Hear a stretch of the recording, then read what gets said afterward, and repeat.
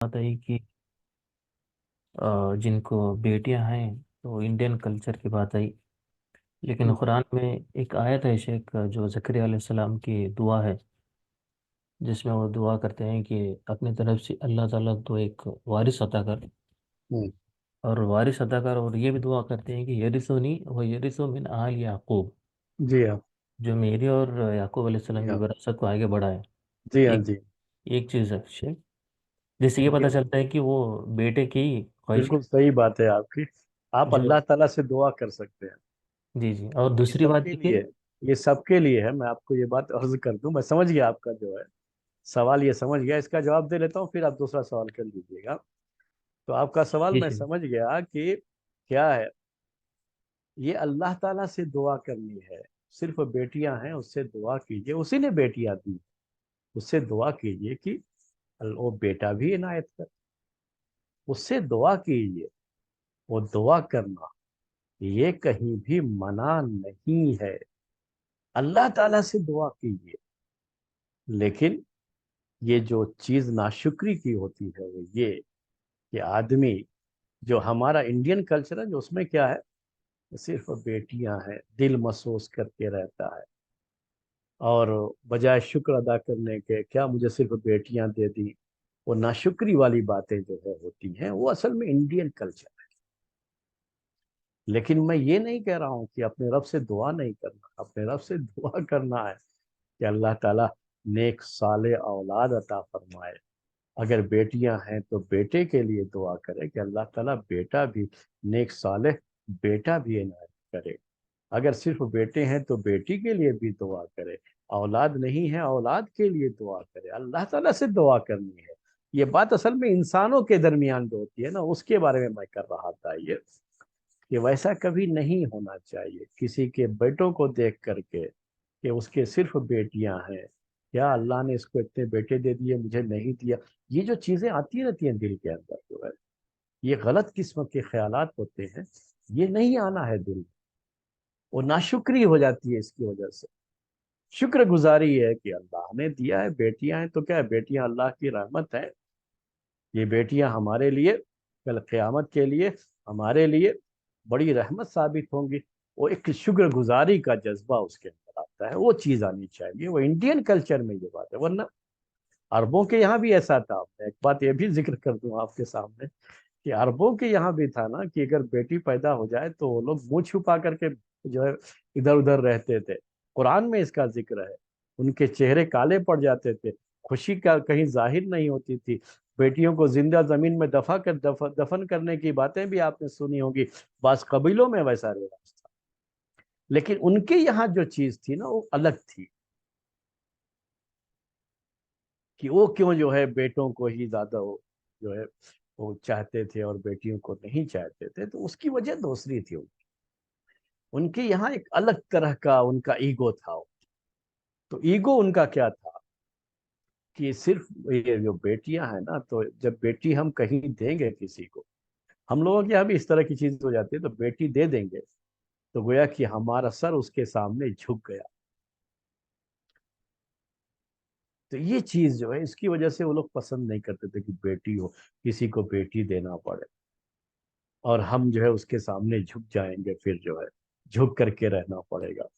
हालांकि ये इस्लामी नजरिया नहीं है। इस्लाम में तो कुछ नहीं है, ऐसा कुछ नहीं है। लेकिन अभी भी बहुत सी जगहों पर ऐसा है, हमारे इस मुल्क में भी, कि अब कि आपने अगर अपनी बेटी की शादी कहीं कर दी थी है, तो वो लोग क्या समझते हैं कि गोया कि आप उनके गुलाम बन गए। अब जो है, वो जैसा चाहते हैं वैसा ही आपको करते रहना पड़ेगा। तो गोया कि आप उनके सामने अब झुक करके रहना है, क्योंकि आप बेटी वाले हैं और वो बेटे वाले हैं, इसलिए वो चढ़ करके रहेंगे। ये होता है, हमने मुसलमानों की जबान से ये अल्फाज सुने, इसलिए हम ये बातें। तो उसको एक आर समझते थे कि बेटी जो है वो जाना हमारे लिए आगे चलकर एक शर्म की बात है। तो उसके लिए वो पसंद। दूसरी चीज क्या थी कि उनके यहाँ कबीलों की जंगें होती। अरबों की जो लड़ाई थी वो किसकी थी, वो कबीलों के दरमियान लड़ाई चलती थी। हुकूमत उनके यहाँ कबीलों की चलती थी। जैसे आजकल की जो हुकूमतें, ये हुकूमत नहीं थी जाहिलियत में। वो कबीले कबीले आपस में लड़ करके जिनके पास ताकत ज्यादा है वही अपनी हुकूमत चलाते थे। जैसे कुरैश के लोग दूसरों पर अपनी हुकूमत चलाते थे। تو ان قبیلوں کی بالادستی، یہ حکومت کیسے قائم رہے گی جب اس قبیلے کے اندر لڑنے والے نوجوان پیدا ہوں؟ تو لڑکیوں کو میدان میں عورتوں کو نہیں لے جاتے تھے، وہ لڑتی نہیں تھی. اور مرہم پٹی وغیرہ کرنے کا وہ کام الگ ہوتا ہے، لیکن یہ لڑنے کا جو ہے نا وہ چیز نہیں ہوتی تھی ان کے یہاں. تو بیٹا پیدا ہوا تو قبیلے کا سردار کیا سمجھتا تھا، دیکھو ہماری اس نسل کو آگے لے کے چلنے والا اور ہماری اس لڑائی کو آگے لے کے چلنے والا ہمارے یہاں ایک وارث آ گیا. تو اس کی وہ خوشی ہوتی تھی. لڑکی ہو تو پھر وہ چیز جو ہے نہیں، یہ تو جو ہے اس کا تو بوجھ ہمیں اٹھانا پڑے گا، یہ تو کچھ نہیں کرے گی. تو کچھ ان کے یہاں اس طرح کا تصور بھی تھا. تو ہمارے یہاں جو ہے وہ جو جاہلیت ہمارے یہاں کی رہی ہے انڈین کلچر کی، تو اس میں ایک چیز یہ بڑی یہ رہی ہے کہ جن کے یہاں کہتے ہیں کہ لڑکی یہ پرایا دھن ہوتی. یہ تصور عربوں میں نہیں تھا، یہ جاہلیت میں بھی ان کے یہاں وہ تصور نہیں تھا. اس کی وجہ سے وہ نہیں ناپسند کرتے تھے. یہاں تو آپ سنتے رہتے ہیں کہ لڑکی پرایا دھن ہوتی ہے، سنتے ہیں کہ نہیں؟ جی جی شیخ. تو یہاں یہ چیزیں جو ہے وہ سمجھتے ہیں کہ ہم ان پر پیسہ خرچ کریں گے لڑکیوں پر، لیکن اس سے ہمیں کیا ملے گا؟ یہ تو چلی جائے گی دوسرے کے یہاں، ان کو اس سے فائدہ ہو.